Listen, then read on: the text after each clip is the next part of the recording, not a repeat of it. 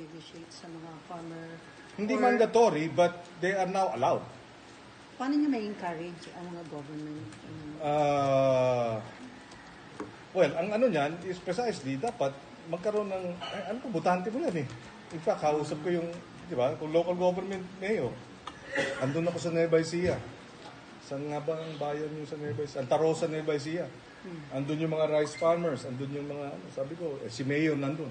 O mayor, baka naman pwedeng ang unang kontrata sa ilalim ng sagip-saka, kayo ibibili direkta sa mga magsasaka dito sa inyong nasasakupan. Yes, gawin namin.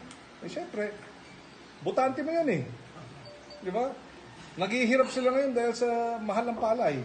Ba't di nila gawin ng paraan na because of sagip-saka, magpa-partner sila with the local farmers, bibilin ng yung budget for feeding programs, arroz caldo, etc. Kailangan ng bigas yan. Doon na umpisahan. Sir, sa opinion yung mga livestock product? Lahat. Fisher folks. Basta farmers and fisher folk, basta agriculture, livestock, lahat yan.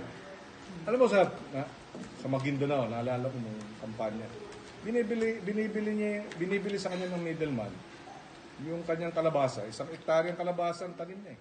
5 piso.